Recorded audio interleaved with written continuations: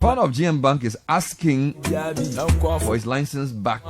He joined those who went on a street protest of some kind, asking for the restoration of the license. We'll bring you some angles to that story in a second.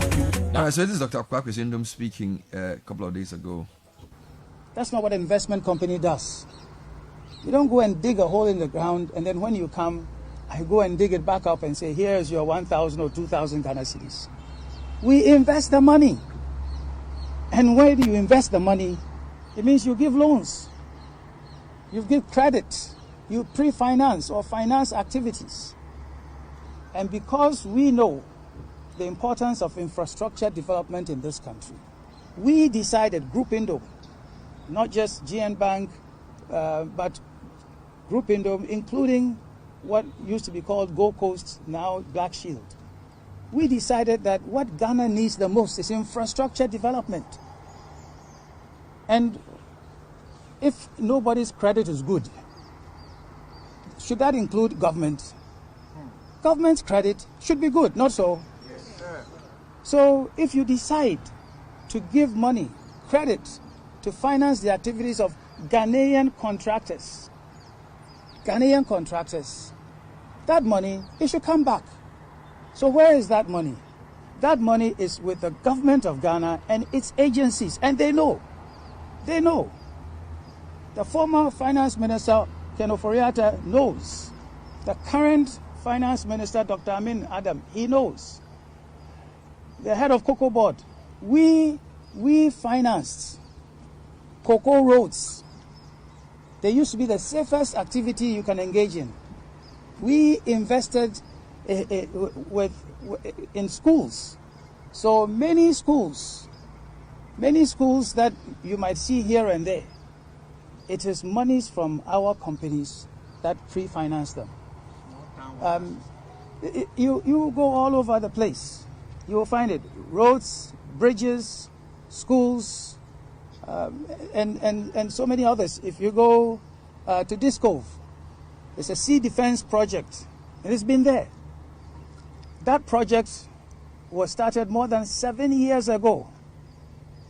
That contractor has spent millions and millions working on that project. Not one peswa has been paid to that contractor. So what used to be about 1.8 billion Ghana cedis, listen to me again. A debt that used to be 1.8 billion Ghana cedis is now more than 7.1 billion Ghana cedis. I'm not talking old Ghana cedis or old cedis. That is real, new Ghana cedis. If you convert it into US dollars, it's about $500 million, and it's growing every day with interest. So the government of Ghana and its agencies, if they had paid us even 1/3 of that money to the contractors 6 years ago, there wouldn't be a Gold Coast or Black Shield problem. There wouldn't be a GM Bank problem. There wouldn't be a problem with any of our companies. They should pay the money. So today, what we are asking is we're saying, let them pay the money. If government doesn't have the money, there are arrangements that can be made. We all know what the situation in Ghana, what it is. So let's come up with a payment plan. They pay us, the customers get paid, the bank rises, and other things come. It's as simple as that. Nduom, sporting a white beard, a different look, speaking a couple of days ago. We're going to get to the bottom of this briefly to understand more what they are saying. Don't forget that 2017, the license of his company was revoked. So GN Bank, with all its branches, doesn't exist anymore on the ground. Gold Coast as well, now called Black Shield also. Number of customers claim they have not been paid. Dr. Nduom is attributing this to government's own failure to pay contractors who they had given facilities to. And once those contractors are not paid and unable to pay those facilities back, you have the situation that you have. We'll try and talk to one of his people to get more information on this matter. But the two companies employed quite a number of people. One of the the larger of the in terms of number of people employed and branch spread. Black Shield or Gold Coast was one of the larger fund management companies, and in terms of the financial institutions as well that had their licenses revoked, GM Bank was quite big. It was almost everywhere. Yeah, their offices were all over. Especially rural areas, you find their very cute building with a power plant somewhere in the corner. Everywhere. So there's been a number of them who've been calling and still asking for their monies to be paid. Yeah. And now there's two issues here. So the GN customers and Black Shield customers, particularly, who've been asking to be paid, they've been asking government to pay them, because when the company is resolved, people who invested with the company get paid. Yeah. Now, some of them have not been paid. Now, it's an understanding that government's point is that so long as the matter is in court, they cannot pay them until the matter is resolved from out of court. Right now, Nduom is also saying that if the government had paid the contractors and the people that they gave facilities to, who did works for government, the financial situation of the company wouldn't have been that bad. And I think that's in relation to the GN Bank. So those are the two issues that have emerged in this discussion. So the customers are in a catch-22, all right? In one hand, they are saying, look, government, pay us. Yet they also support the company. Some of them support the reinstatement of their company's license. And so they obviously support the court case. And the government is trying to say, if you don't stop the case, we are not going to pay you. Yeah. So it's putting the customers in a very strange situation, and we don't know how to resolve it. Wow. But that's Dr. Nduom's understanding. He's talking about contractors, and I think the contractor discussion is also related to what we've been talking about with the currency, because if you listen to my finance minister, he's claiming that the amount of money they release to contractors is affecting the stability of the city. Yeah. Contributed. I mean, I'm not sure. I'm not even sure how that works, because if you say you've given somebody his money, that's due him. You've owed him for a long time. So are we saying then that when you pay people, we are going to tell them how to use the money? All right. The BOG is saying they have enough dollars in the system. I'm a bit disappointed with the actions taken by the government in resolving the currency issue. It's not robust enough. And yesterday, listening to the central bank, I didn't get enough to show that they had a hang on the issue. You know, blaming speculators is very easy to do. You know, what do you mean speculators? So what are you going to do to stop the speculators? Why do people speculate? It's basically because they don't have confidence in what you've offered them. Yep. All right. Of course, some people will speculate as a way of hedging their risk. But I'm saying that to just say people should not speculate, I don't think it works enough. Yeah, and listening to the governor, even the rate they maintained, the whole macroeconomy on the monetary side doesn't seem to have a hang on what's going on with the currency. All right, and then when you listen to the vice president as well, I mean, this is one of the claims he made at the CEO summit. Yeah. Are we talking about the same economy? Just, I mean, I don't understand this economy that.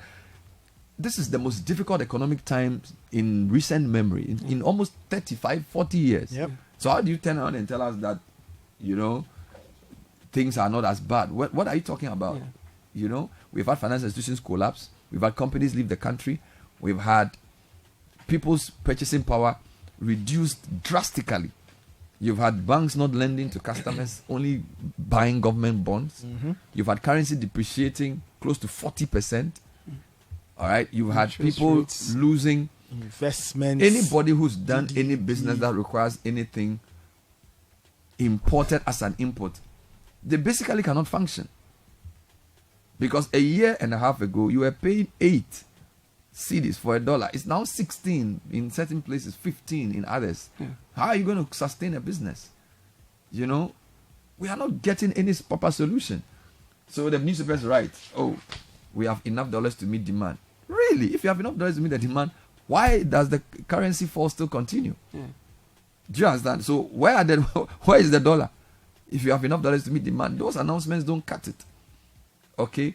We've known for a long time that it's the artificial propping up of the currency through these inflows from maybe the IMF program, or they go for Eurobond, they go and borrow, put dollars in the system to artificially prop up the currency. So they need to have a conversation around that and whether that's the way to go. But to simply tell us that you have enough dollars to meet demand, I'm not sure that's going to solve the problem. But I'm just thinking about what Dr. Papa Kwesi Nduom said again, that they've did a lot of borrowing with contractors because they believe in development, and they believe that contractors, they play a very key role in our development, and the fact that they give them a lot of loans, but the government has not paid them for the work they have done. And this takes me back to a conversation with the chairman of the Association of Road Contractors Ghana, Mr. John Affle Jr. And he has consistently been saying that the government owes the association more than 5.9 billion Ghana cedis. Serious? Yeah, 4.9 billion. This was sometime last year, January 2013, when I spoke to him. 2023. Yeah, and they've been on this matter for a long time. Now the government is telling us that the payment of some contractors could have affected the city. I don't know how many of these contractors they have paid, and how many of those contractors would have then also gone back to pay the banks they owe. So this gentleman is from which association? He is from the Association of Road Contractors Ghana. So we need to distinguish between the road contractors and then the building contractors. Building contractors, that's right. The minister should have clarified which group of contractors were paid, so we know. Exactly. Because there are different contractor groups who are owed various amounts. Let's come back to the Nduom story, and not to cut you, but Atta Boedi is a spokesperson for Bring Back GN Bank. We have him on the line for a few quick comments. Good morning, sir. Good morning.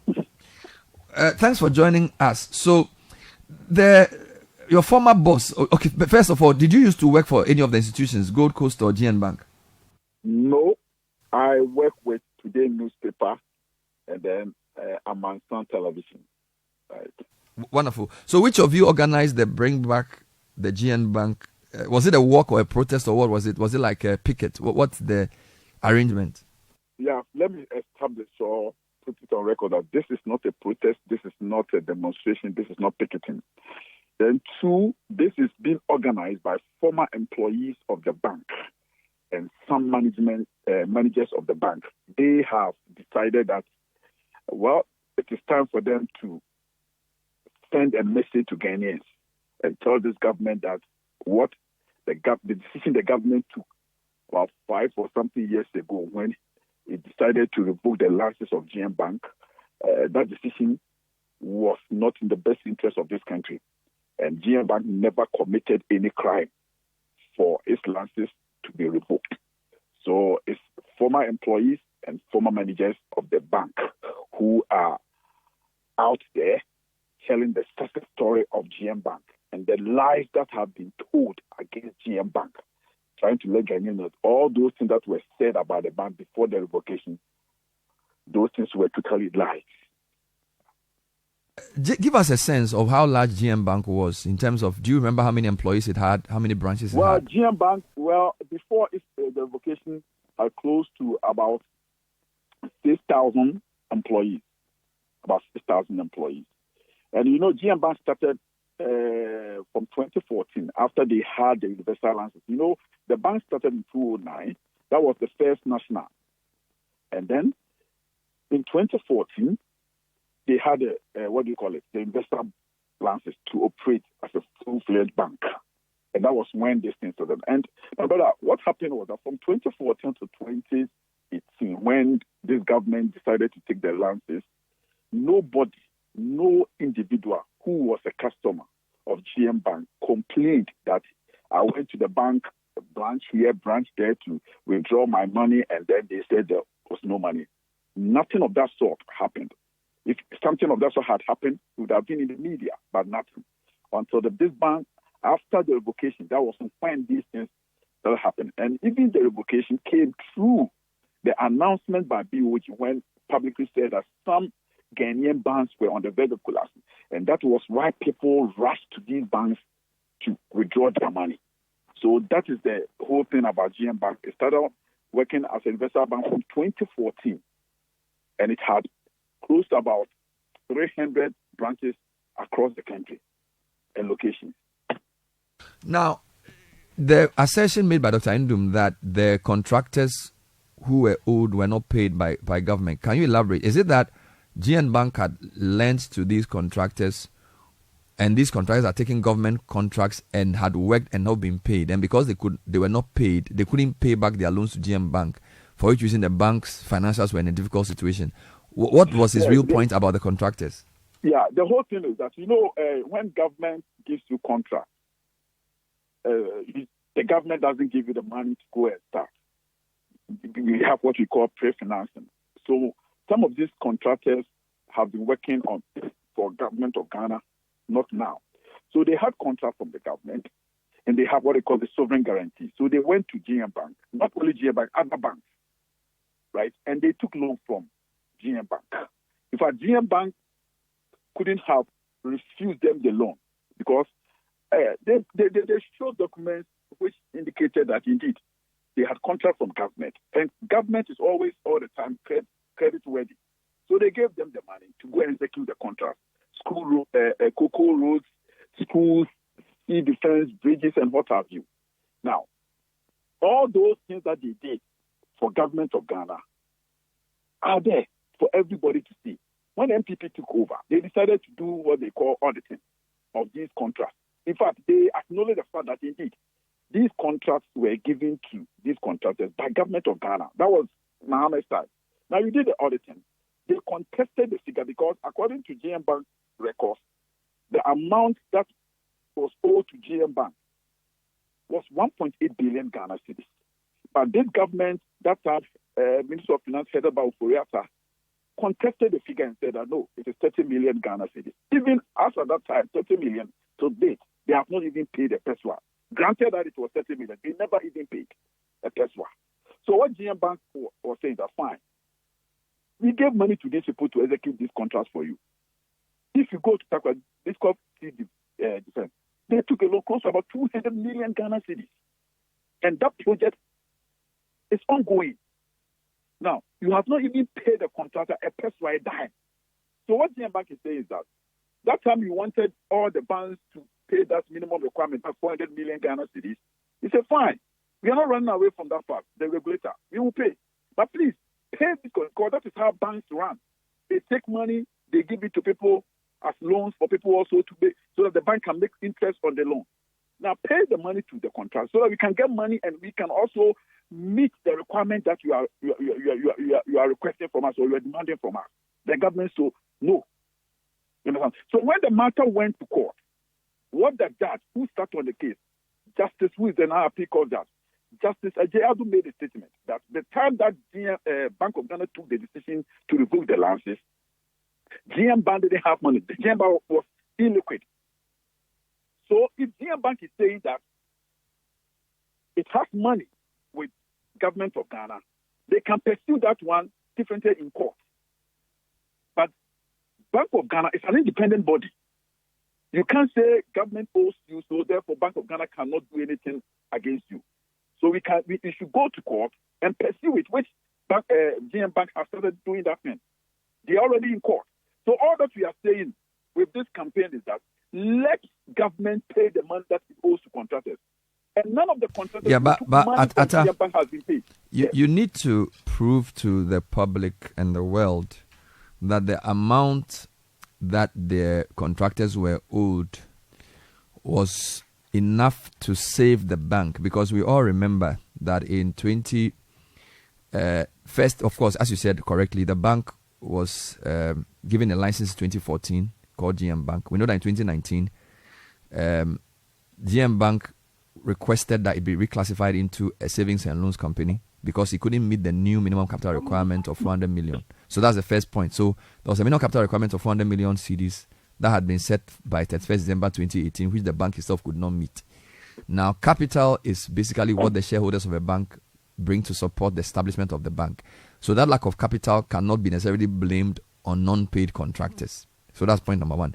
Point number two, the contractors that were owed, do we have the amount they were owed? And was all of that amount going to be sent back to the bank to support the bank's liquidity position? Because the second issue, apart from the capital issue, was that as GN Savings and Loans, the BOG had looked at your liquidity ratios and realized that they were very poor. Do you understand my point? So, how much were they owed? How many contractors are we talking about? And if all of them were paid, would that have given the bank the necessary liquidity strength to continue running based on the ratios the BOG put out when it announced that it was revoking the license?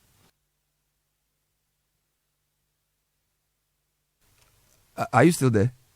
Yeah, I'm still there. Can you hear me? Yes. So go ahead with your response. Yeah. Okay, so first, it was not GM Bank which requested that they should be reclassified. It was Bank of Ghana, after going through all their books and then analyzing whatever it is, they decided that now we think that you fit for this position. So we want to reclassify you as savings alone. The GM Bank sat down and said, fine, we will do that. In fact, the period that they gave to them, that period, they did not even exhaust it. It didn't even expire before even they took the license back when they reclassified them as savings alone. Now, you were asking a question that have we explained to Kenyans that this is what happened and the money that BOG was requiring or wanted the bank to pay, we didn't have it, or the contractors, how much does the government owe the contractors? The truth is that I speaking to you, I have been to all the government agencies which owe GM Bank. And that is Get Fund, that is Cocoa Board, that is Road Ministry. Now, everywhere I went with a letter, serving them a notice that this is how much they never contested it. In fact, what they said was that government doesn't have money now to pay. And my brother, from that time that they took the last 2018 to date, it has accrued interest over the period, close to about 7.1 billion. Of course, yes, you can contest the figure or anything of that sort. We don't have a problem with it. But the fact remains that some contractors executed some jobs on behalf of this government. And that money has not been paid. So let's sit down and look at how much you think you owe this company. And let's see, if you give the money to them and still they can't meet the minimum requirement, then we know that you are doing something. But once that money is paid, we will still say that the government owes us. And government of Ghana knows that it owes us. Because if you, like I said, operator said that, the money is only 30 million, they can only satisfy only 30 million. They are validated only 30 million Ghana cedis. Let's ask operator, before he left office, did they give that money to us? No. You understand? They have not paid even a dime. And you see, interestingly, they have decided that any company of Group Nduom, they are not going to pay any money to them. And these contractors who took money from Group, GM Bank, which the government has decided not to pay, they have come back, giving them other contracts to execute. I'm talking about government of Ghana. Some of the contractors who took loan from GM Bank are now working for government again. So if they were so bad, why have you employed them? Why have you given them contracts? That's the question. We are not saying, okay, this is the amount of money. It can be contested anywhere, anytime. But the fact is, the fact that you have agreed, accepted that you owe us, let's see how much you owe us. Pay the money to us. The money is not for Dr. Nduom. But when they took the bank, what did they say? Last week, Baumia was in the Northern region making a statement that they took that decision to protect depositors' money. Of course, yes. But you and I know that there are a lot of people in this country right now who were customers of GM Bank who have not received their money. Where should they go for their money? Should they come to Dr. Nduom or Bank of, GM Bank and take their money? No. Because the government gave a specific instruction. Recently, there was a bank in California, Silicon Valley. They suffered the same fate. What did Joe Biden do? He said the deposit money are safe, and they make sure they are safe. So our point is that if you cannot pay the depositors, why don't you pay the money that's owed to GM Bank so that they can also come back and do their job? Because that is the only thing you did, that they could not meet the minimum capital requirement or whatever. And that's why you took their bank. They said their money is with you. Whether you agree or not, let's sit down, let's talk about it. Because the judge in her ruling made that statement that, yes, go and look for your money. Go to court and take your money. And we are in court. But we still need to let Ghanaians know that all the lies that they said, we want to let Ghanaians know that it was never true that Dr. Nduom took somebody's money to America to purchase a bank. That's why we should let Ghanaians know. So Did the two sides ever agree to how much was owed? Because I recall again, when the Bank of Ghana announced the revoking of their license, they said that GN Bank said it was owed 942 million cedis, out of which 102 million represented interim payment certificates. Now, according to the Bank of Ghana, only 30 million cedis of those IPCs were confirmed by the Ministry of Finance, and they felt that even if all the total IPCs of 30 million in their view is considered, it did not address a capital deficit of over 600 million. So my point is that within the time the license was revoked and now, what has happened? Is it the court case, or have there been meetings to try to bridge the gap? Is there any conversation going on between the bank's principals and either the BOG or the Ministry of Finance at all? Okay, my brother, all attempts have been made to ensure, like you are saying, to sit down and look at this. That's what I'm saying. The 30 million even they claimed, they have not sat down with the bank to say, fine, this is the reason we are saying that you owe us this much. And we will say, okay, no. They have not sat down. We've sent letters to them, trying to let them know that this is the situation. We want to sit down and do a proper audit. You can hire a external auditor or whatever to come and do a reputed auditing firm to come and do it. We have tried several times. Some of the letters and other things, I personally took into these places. They've not come back to us to say this or that. That's the issue. So the only way we can do is to take the matter to court, which we are in court over this amount of money that we claim they owe us. Is there? And it's only the court that can settle this matter. Good. Is this advocacy to bring back GN Bank, does it also apply to Gold Coast and Black Shield? Because as we know, GN is a savings and loans, which became a bank and came back to savings and loans. Gold Coast Black Shield is a fund management company, one of the largest of the fund management companies that licenses were revoked. Does this advocacy apply to them, or is it a separate conversation? No, this is a separate conversation. We are not talking about Gold Coast one. Yeah, that one is a different issue altogether. At appropriate time, we may address that issue, because you also recall that last week or so, Baumia made should I call it a promise or announcement, that they are planning to come out with a new bailout for the customers and what have you. The customers have been on the street so many times calling on the government to pay their money. It's like the same thing like GM Bank issue. You promise that I will take your lances, I will pay, I will protect this thing, and you have not paid.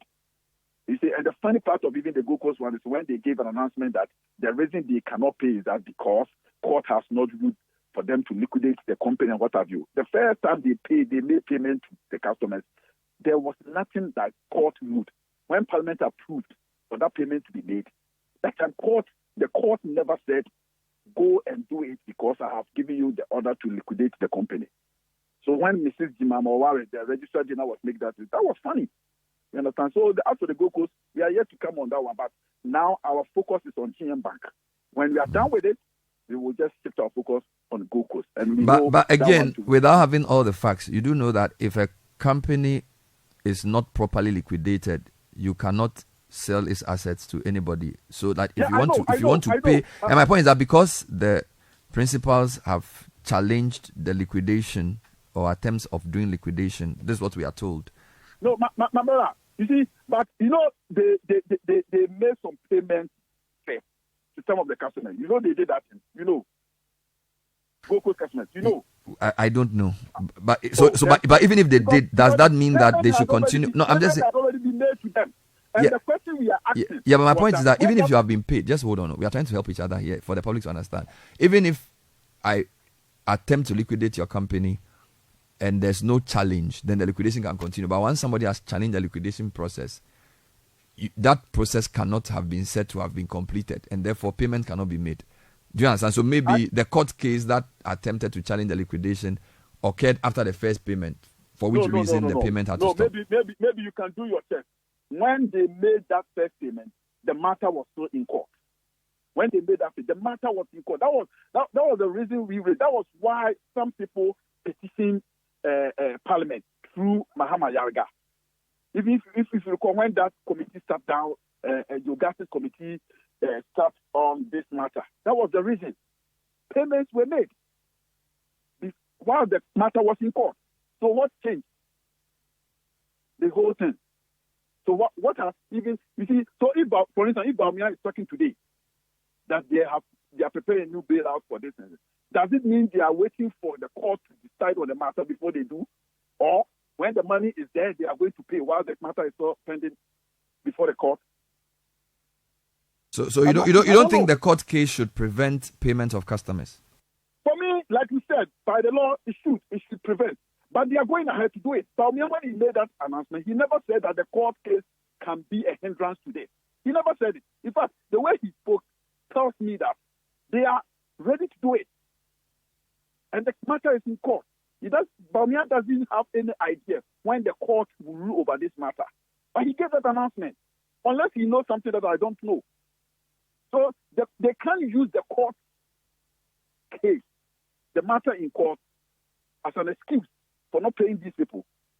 They can't, because if it is indeed that is the way things should go, then they had already breached the law. So let's end with the GN Bank. Let me just go back. So as we speak, is the matter still in court, and where has it gotten to? Well, the court ruled against us, and then we filed an appeal. So that process is ongoing. So we are not talking about the court case. We are talking about now the focus is the money that the government must pay to GM Bank, and then the appeal. Because since the matter is in court, we can't talk about it. But appeal has been filed, and then we will, at the Supreme Court, we will follow up the case as is. But if the license of GM Bank were to be reinstated, would it be a savings and loans or a bank? Well, before the revocation, it was savings and loans. So probably, I don't know, maybe the experts can tell us. But we are saying bring back GM Bank. If it is GM Savings and Loan Company, good. That is what we were before they took the license. And we are comfortable working. Yeah. So you are ready. If the license is revoked, the staff are ready, the management is ready to get back on Yeah, on, the on management track. is in place. And as you know, Dr. Nduom, as he is a very industrial person. And then the management is there. I know some people, some staff, former staff or employees are also there. We will still go around and then ensure that the confidence is brought back for Ghanaians to know that. In fact, as we started this talk last Sunday, I've been to Central Region, Western Region yesterday, and if you look at how people are ready to receive, to welcome the bank back, my brother, it will shock you. It tells you the Ghanaians already, because they feel that the bank was their own. The bank was their own. That's why it was called the People's Bank. So they are ready to welcome the bank, and I believe that it will boost the local economy. And that is what we are also fighting for. Thank you for your time. Atabwedi is one of the, I'm not sure to use the word conveners, essentially the spokespersons for the Bring Back GN Bank. So, Bernard, in 2019, Yes. Dr. Gideon Buakun spoke about the closure of GN Savings and Loans. Essentially, he was saying that the government does not owe GN Savings and Loans, contrary to the claims by the communications team of GN Group, which Mr. Atta has just reiterated again. So let me just quote him verbatim, right? He says, government is owing some contractors who happen to have taken loans from GN Savings and Loans. It does not mean government owes GN Savings and Loans. The government rather owes these contractors, period. I think that's what they're also saying. That is true. So it's not a direct, but I think that you can look at it from two Like ways. a chicken and everything. I think this has to be a numbers game, okay? Which is why the VOG in their statement, they wrote the amount that they believed the GN Bank said their contractors were owed in total, and then the amount that had been confirmed. Yeah. Okay, because let's assume Nathan is a contractor who takes a loan from me. Yeah. And then he comes to do a work for you and you don't pay him. Yeah. We don't know if the loan Nathan took from me is the only loan he used to do the job for you. Right. So he could have taken a loan of 10 from me, but the contract he's doing for you is 20. So even if I pay him is 20, only 10 comes to me. So there has to be various auditing checks to know the amounts that will come to the bank. Yeah. Of course, interest will also accrue. Yeah. So some of this is basically looking at numbers. Yeah. But some of this is also law, because of the way the license was revoked and the claims that were made about how the monies were used. So we are being very careful what to go into, what not to go into. True.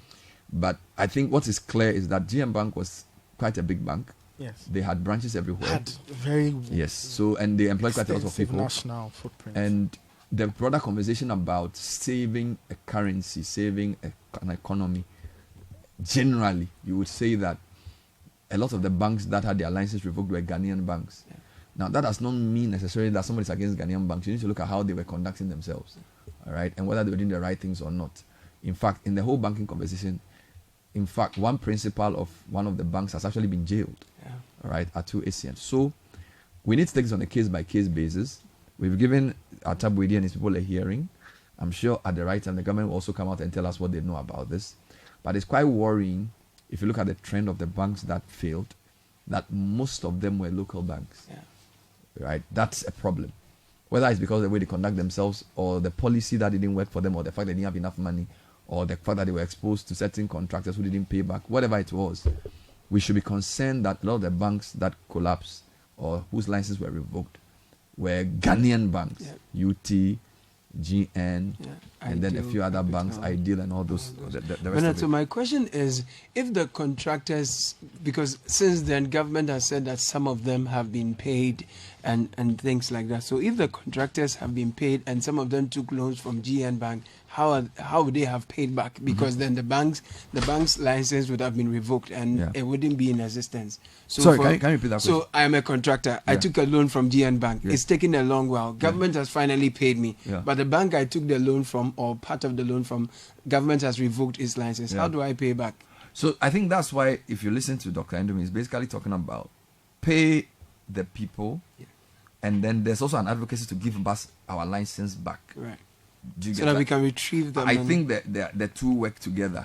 So it's not like pay the people, because if you owe somebody, the fact that the person's company has closed, that means you don't owe the person. You still do. Do you understand? Yes. Because a contract. Yeah. Now, I'm not sure of the legalities of same, but I feel like Atta and Co are saying, bring back the license, because they're saying if you pay those guys, they pay us back. Yeah. Or you could even decide that since you have an overall picture, since, for example, let me go back to the example. Nathan took a loan of 100 from me. Yeah. And did the work of 200 for you. We haven't paid him for 3 years. So that 200 interest have accrued. Now, if you pay him back with interest what you owe him, and then you could even say that you've determined that the 20 that you owe him, 10 belongs to me.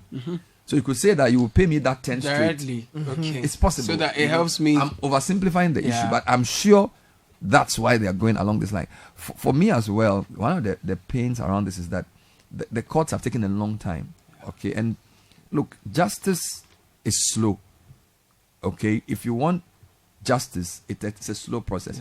That's why they have ADR, where people can decide to go to alternative dispute resolution to expedite justice delivery, so that harm, because now you have 6,000 people who have lost employment. You have many businesses that could have been started which have not started. So I think that generally, while the courts are good, when it comes to financial issues, we should also try and opt more for alternative dispute resolution, because I think it will save all of us. You get me? Because this is 2017 matter. 2017 matter. Let's talk to Nana Ofori-Owusu, Senior Vice President Group Nduom, to get a clearer picture of what Dr. Nduom is trying to say, and also if there are any clarifications after the Atta interview, he will do it. Nana, thanks for joining us. Good morning. Thank you so much, Renai. Thank you so much for having me. So I'm still trying to understand the advocacy. And Caleb asked a very important question, that contractors are owed by government and government hasn't paid. These contractors took facilities from GM Bank, but GM Bank's license has been revoked. So are you asking for the contractors to be paid, or are you saying that give us back our license, pay the contractors, we'll collect what they owe us, and we can run again? Just explain the sequence of how you expect this matter to be resolved to us. Okay. Thank you so much, Bernard. I'll deal with that in a second. You know, a statement was made that some people have been jailed in the banking sector. I want people to understand that this is not a Banku effect, that everybody is the same. Somebody was jailed from taking the bailout from the Bank of Ghana and using it in the way that they thought was not appropriate. The GM Bank matter, GM Bank has never taken a bailout from Bank of Ghana. So I want that one to be established. Number two, statements were made, reckless statements were made by Bank of Ghana leadership that talked about Ghanaian banks being in trouble. Then there was a run.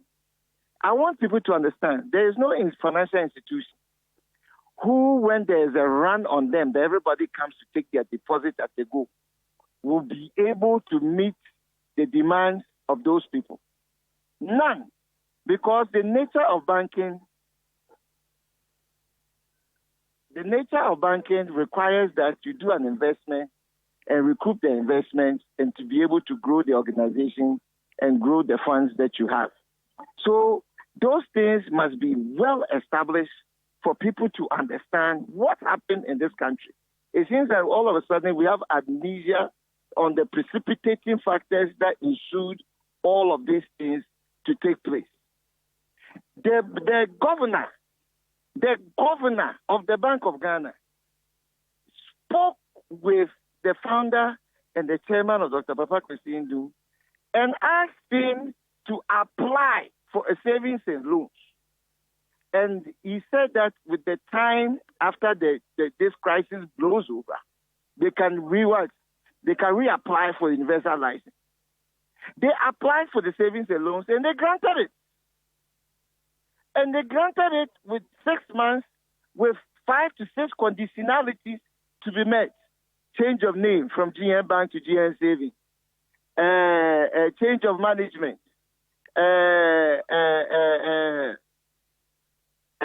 Reducing branches from 300 to 70. They gave 6 conditions to be met within 6 months. A report on this was issued to the Bank of Ghana within 5 months of what they had required the Savings and Loans Bank to do. Now, the capitalization for Savings and Loans Bank is 15 million Ghana Citi. 15 million Ghana Citi.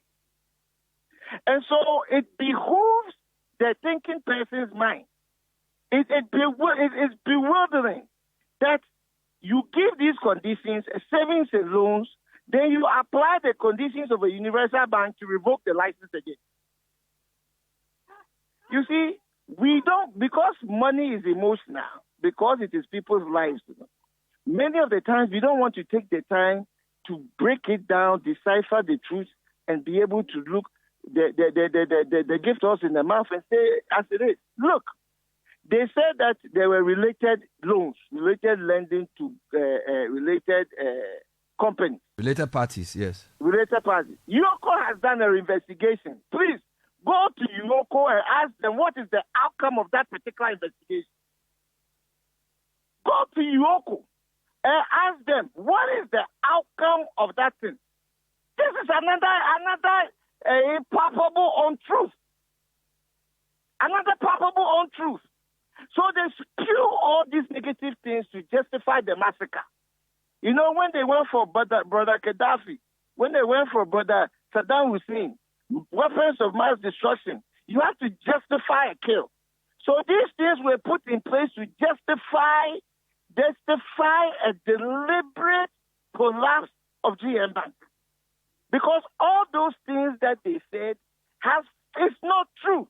The man says that 30 million is what is owed by government. 30 million.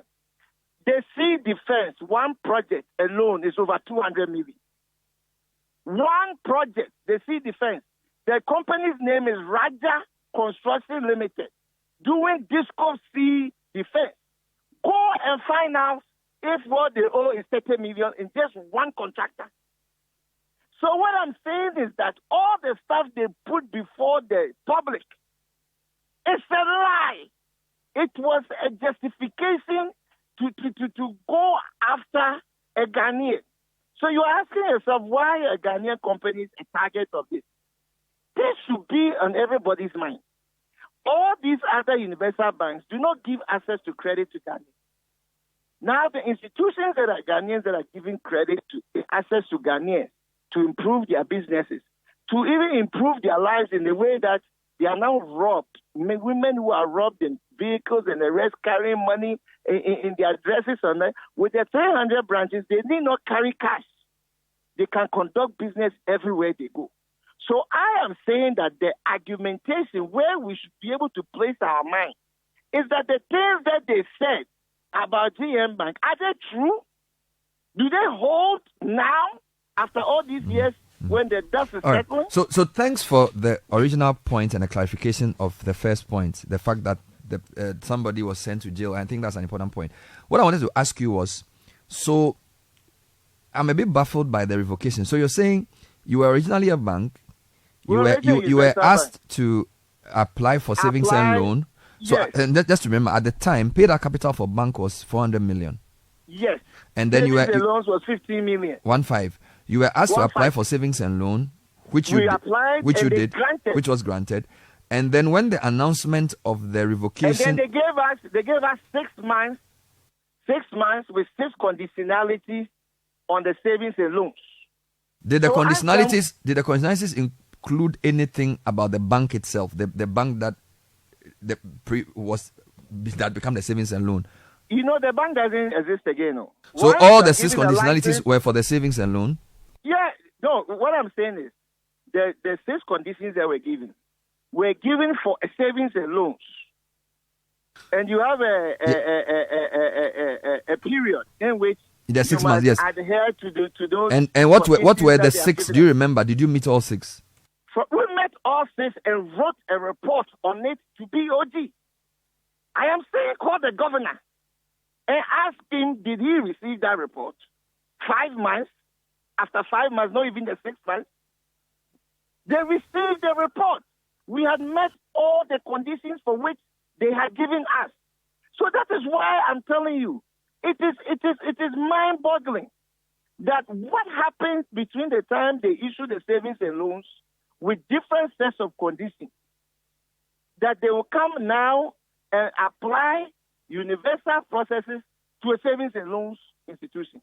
Because the license we have at the time of revocation was a savings and loans. So Given to us by the Bank of Ghana. No, Bank let of me Ghana. understand something. So as of the date that the Bank of Ghana revoked the license of GN Bank, you're saying that the bank did not exist as GN Bank? It never existed as GN Bank because they have granted us a license as a savings and loan. Yeah, but how does a bank's existence terminate? So again, I'm a layman here. If I'm a bank and because I'm having challenges, somebody advises me to apply for a lower license, does that vitiate the original license? Does that liquidate the bank? Immediately. It does? Immediately. One of the 6 conditions is that you must rebrand yourself not as a universal bank but as a savings and loans bank. Fair enough. But what happens to the liabilities of the previous entity? If I owe, so fine, you are a bank, and this is a hypothetical example. You are a bank and you owe people 1 million cedis. You are having problems and you are downgraded to become a savings and loan. Does the fact that you become a savings and loan? No, can I just? No, can I? No. Let me ask the question. Sorry, answer. it's upon it. That is why. Take your time. I'm trying to understand something basic. You are a bank. You owe somebody 1 million cedis. You are downgraded to savings and loan with a lower minimum capital requirement. Does that mean that 1 million cedis is no longer owed to people? Now, if the answer is no, who is supposed to pay that 1 million? Okay. The reason why, so you must ask yourself, why did they accept our application as a savings and loan? It was in recognition of the fact that the government owed us money. And that the time period in which they were working with, they thought that money would not be paid. So it was in a way to say that, okay, come and stay at this level. When they pay you your money, you go back to your original level. So it's not that you are absolving yourself of any responsibility. It was rather a recognition of what was owed to us as a bank by government agencies. So because if you apply that, they could have told you we will not grant your application. Isn't that the case? So when they gave you the savings and loan license, did they pay any of the people who owed you the monies due them within that 6-month period? No, they have not paid. If they had paid that, right now it will be the receiver that will be reporting on the payment because, you see, when you give a contractor the money, the government gives you back a letter that talks about joint payment certificate. So your name and the contractor's name is on the IPC, interim payment certificate. And that one is paid to a specific account for which you give the government. So there's no way that contractors could be paid that is unknown to the receiver that we have now. The receiver would have received those funds into their account. Fair enough. So for them to say they have paid our contractors, it's a lie. Because they themselves, as a receiver, would have been the recipient of the payment into their account. Good. So when you say bring back GM Bank, are you saying bring back the savings and loan or the bank itself? When we say GM Bank, right now we're talking about the savings and loans because that was the license, that was the last termination point. Good. And if the companies that owed the entity are paid in full and the joint payment certificate is issued and the receiver takes those monies, you believe that GN Savings and Loans is in a position to run yes, our assets will far away our liability. Super. Our assets will far away our liability. So are you in court? I'm trying to understand everything, so just permit me all the way the questions are going. Are you in court specifically, and what are you asking for in court? We're talking about the reinstatement of our license. As a savings and loans company? As a savings and loans company. Wonderful. And how is that case going? Because you can't reinstate something that you didn't have. And how is the case going? So at the High Court, it was ruled against us. We have now gone to an appeal court. We have filed a notice of appeal. It will be filed any time within the next week or two. That thing would have been filed at the appeals court level. We are fighting this thing to its logical end. We will never give up. We will never relent, especially when you know you have been wronged, especially when you know you have been targeted, especially when you know that the statements that they made before coming to take away your license, were wrong. And you see, they say time is the revealer of all truths. So with time, the revelations of the misinformation is coming out. And now people are more ready to listen because it is not as emotional as it was when it first started. Wonderful. You said EOCO, you made reference to an EOCO investigation into the so-called related party lending. Let me just ask you the question, Nana. Just relax. You made reference to an EOCO report on the related party transaction. Yes. At whose instant did EOCO do the investigation, and who has that information as of now? Was it Suomoto or was it directed by the court? It was in the instance of government, and the PwC receiver and the rest, and validating the claims of related party lending. So was a copy of the report? Was a copy of the report given to you or your principals? They are saying that they can't give us the report because we never requested for the investigation to take place. But be as it may, we have reliable information that all of those things have been cleared and the reports are with the receiver, PwC. Call Mr. Eric Deepa and ask him. Did it come up in court and did you ask for the report to be tendered as evidence? Because if you believe that her report exonerates you. When the case has been filed, right, these things were happening as the case was ongoing. So the case and all of those things have been filed. Remember, this case was supposed to be, the verdict should have been read somewhere 2022 or so, December 2022. Then it was the Bank of Ghana lawyer that kept delaying the matter, appeal here, appeal there, appeal this, appeal that. That took another 2 years before the ruling came. So in effect, we had closed the case back in 2022. But all these investigations and the rest had been ongoing every day. They are dragging employees to EOCO non-stop every day. And so after that thing had happened, it was not part of the court case at the time because the thing had effectively ended. I see. Finally, yes. What is Dr. Nduom's appetite for business in Ghana? Because looking at it from the outside, he seems quite bruised by all that's happened to his entities. Is he still enthusiastic? Is he still willing? I mean, we've seen with the white beard these days, he doesn't talk that much. What is his emotion around the whole Ghana project?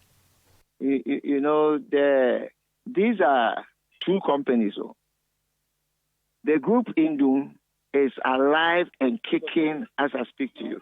Bernard, can you imagine the things that happened during Kwame Nkrumah time? Assembling of Akasanoma radios and all of those things. We are doing that today in Almena, assembling of televisions by graduates of KUST. We are fridges. We you see, applying knowledge to real everyday activity. We have other businesses, line of businesses, manufacturing of disposable takeaway trays. We have fish floats, PTC, the only company that does it here in Ghana, that we compete against what comes from China globally, and we are still number one in that area. We have numerous Ghana projects, businesses working as I speak to you. So we cannot be deterred by what man has for us. When our the group Nduom, we say that we what we do is service to man. It's a godlike activities that we are engaging in. So man's dislike towards us or man's activity towards us will not deter us. That's why we continue to fight. All right. That's why we walk with our chest out. That is why when you know that you have been wrong, Bernard, you have a certain type of energy and spirit and predisposition to overcome all the wrongs that has been done to you. And so we always talk about Jeremiah 29:11. For I know the plans I have for you, declares the Lord. Plans to prosper you and not to harm you. Plans to give you hope in the future. This is the guiding principle of Group Nduom. And that is why you see that former employees and everybody, we are fighting. Nobody has put their hands So in the sand. a lot of the former employees, a lot of the former employees are still united. I'm in a crapon as I speak to you. I'm in a crapon now. And former employees have filled the place here in the crapon to meet us, to talk to us. Wonderful. And everywhere that we go, it is former employees that are meeting us. Just a final question. Just a final question, Nana, and I really thank you for your intervention. But I want to say this to you too. 2 Timothy 1, verse 7 to 8. Yes. For the Spirit God gave us does not make us timid. At all. But give us power. Thank you. Love and self-discipline. Thank you. So do not be ashamed of the testimony about our Lord or of me, his prisoner. Rather, join with me in suffering for the gospel by the power of God. Wonderful. You see, we work with our spiritual guidance. No, I am elated to hear that. I just want to ask you a last question about Gold Coast, because we've spoken about GM Bank. Just a final point, because Gold Coast or Black Shield customers have been asking to be paid by government, and the impression I get, or the understanding I have, is that there's a challenge to the liquidation of the company, which the government thinks impedes them from paying former customers of the institution. So just clarify for me, has Gold Coast or Black Shield, have you challenged the liquidation that the Register of Companies initiated against the company? Okay. And what is your comment around how that prevents government from paying former employees what is due them? Not former employees, former customers. Yes, forgive me. This is another falsity. Government has already paid them part of their money. Government has already paid everybody that owes 50,000 or less. They have already paid Gold Coast Black Shield customers. So upon which authority did they use to do that? And then you are telling people that you filed liquidation charges against us. So you went to the court and you fired your gunshot. And you are saying that I should not defend myself. I should not defend myself in court about the false charges that you are giving me. They are saying that we should not defend ourselves in the Gold Coast matter on the false charge that they have given us. Can you imagine? You are the one filed for liquidation.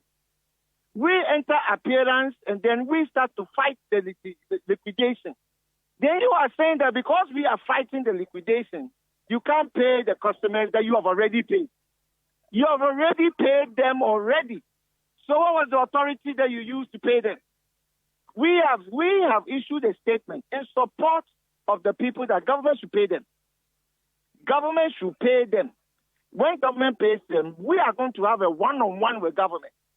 We are going to face you. We are going to sit and talk to you. We are going to now sit, and we believe that we'll win these cases.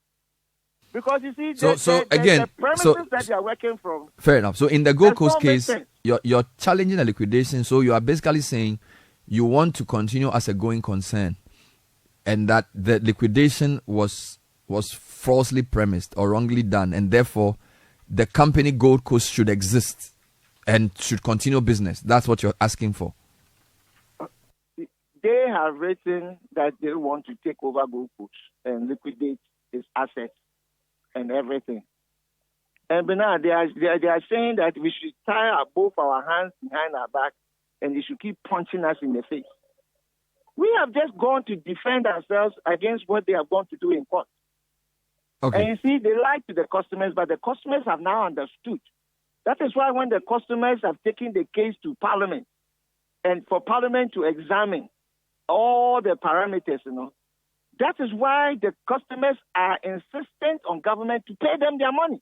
Because having now, upon sober reflection, and having now understood what is happening, the customers are telling government that, look, you said this, you said that, because of this, pay us our money.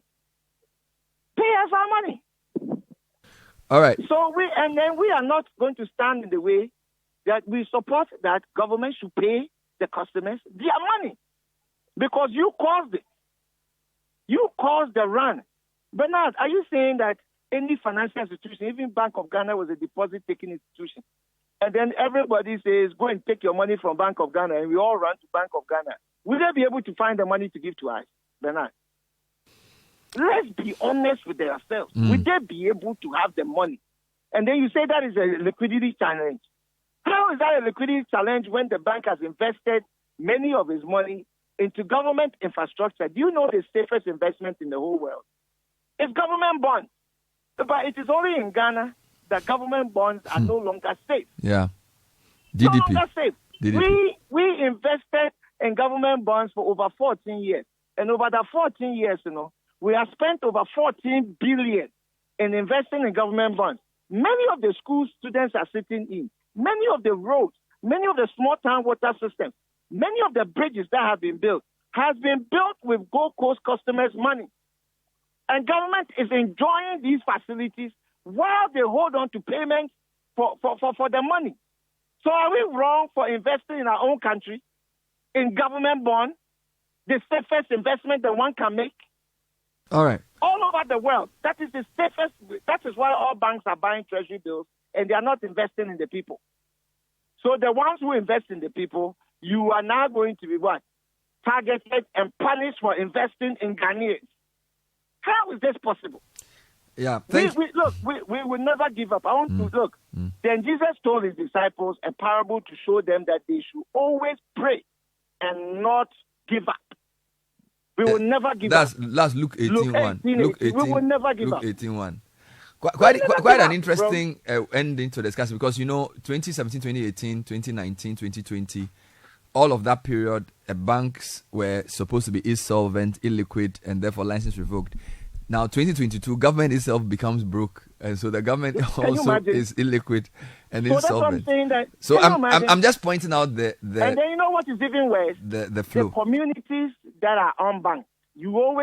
Government talks about bringing people into the tax net. A bank sets up, opens 300 branches in the remotest area of Ghana. And he brings all these people into the financial sector. And that starts the basis for you to be able to tax them, widen the tax net, and all of those things. And then you go to destroy something that somebody is working for you, government, to include more people into the tax bracket and all people into the banking sector and all of these things. Then you destroy it.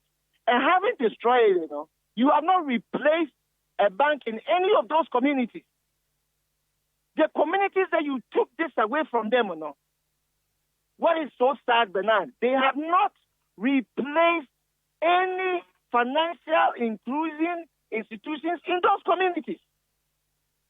Is this wickedness or share wickedness or what? But by the way, the buildings you had as your branches, do they belong to you, and are they still available if the license is given for you to run those branches? That is part why we are going around, though. You know, they have left some of those places.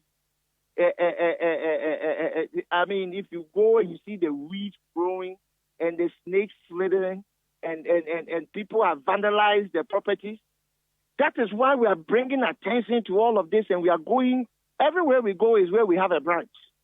And we are going to those branches to see the state of those branches. And some of them, you will cry. You will cry. Majority of the facilities that we have belong to us.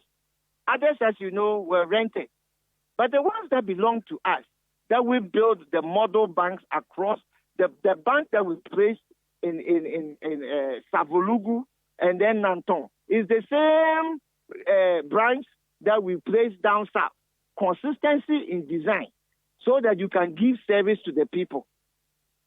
And these things have been left to rot. They have been left to rot. The computers that were there, you know, they are gone. Air conditions have been vandalized. Generators, we don't know where they are. The vehicles are sitting there and they are rotting. They are rotting. You see the vehicles are rotting and they are sitting there. This is the wickedness that we are talking about. Oh. All right. This is not that you are doing something to just us. Oh. You are affecting the entire Ghanaian landscape. Thank you. Thank you. Wickedness. Nana, thank you. We wish you well. I'm sure the cases, as they go through court, we will know the final outcome. Nana Ofori Owusu is a senior vice president of Group Nduom, speaking to us there.